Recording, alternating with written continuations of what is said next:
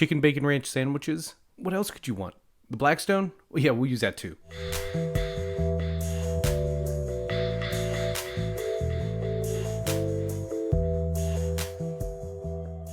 To make our chicken bacon ranch, we'll actually start with the last piece of the sandwich, the ranch.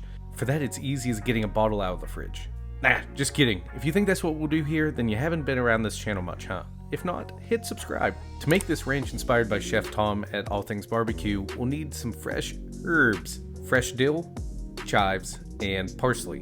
Starting with the parsley, finely chop that until your desired chopness, and it looks like a lot, but once you chop it down, it'll be about the perfect quarter cup that we'll need for this recipe. Next, we'll chop up the dill. I like some dilliness in my ranch, so a little heavy-handed with my tablespoon, but that's up to you. You could use dry dill here if you couldn't find any fresh, but use about 1 teaspoon. Lastly, we'll chop up the chives. We'll need about a tablespoon of those as well, and of course, use more or less depending on your preference, and if you can't find any chives, use onion powder, and I've done that in the past and it turns out just fine. Now we have our bowl all herbed up. We'll add our Duke's mayo, which I'm told is some sort of delicacy here in North Carolina. I won't argue. We use about a half cup of Duke's mayo or whatever mayo you have handy, and another half cup of Greek yogurt to make this have some remote semblance of health, but you could also use sour cream here. A squeeze of lemon and our buttermilk trick that we used in the pancake episode a few weeks back, except here we use a tablespoon of plain white vinegar and fill the rest with a 1 cup measuring cup filled with whole milk.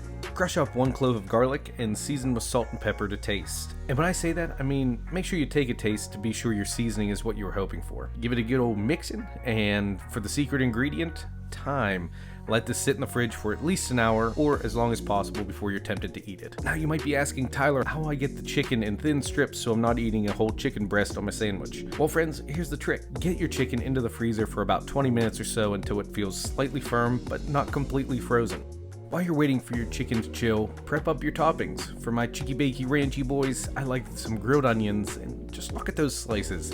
Tomatoes and Bibb lettuce, which you'll see when we assemble this bad boy.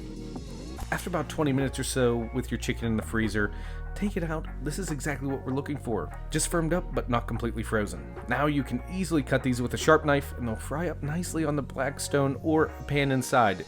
Speaking of Blackstone, let's fire that bad boy up and get griddling. I have it preheated about medium-high here for 10 minutes. Put some oil down and let that get warm. Then throw your thin chicken slices down and season with salt and pepper and maybe some garlic powder if you're feeling adventurous. Then on the cooler side of the grill, we'll put down a pat of butter and our professionally sliced onions and of course season with salt and pepper. And when I say cool here, I mean on low instead of medium-high. As that all cooks, plop down your bacon so everything can benefit from some of that bacon grease that will certainly be aplenty after they start cooking.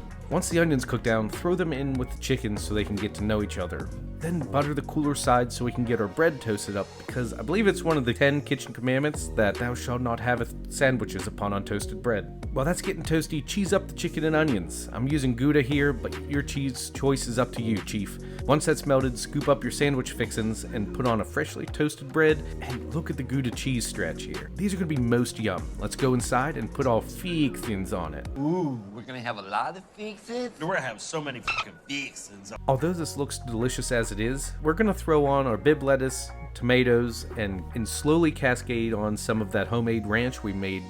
Oh yeah. From here, all there is left to do is eat. But beware, this is messy, so don't judge my eating skills here. We're gonna slice this puppy up so it'd be a little easier to eat. Let's give it a try here. All this ranch, look at that.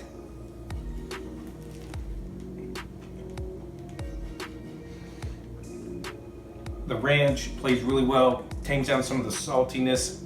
The tomato and lettuce are refreshing. Crispiness on the chicken is just right.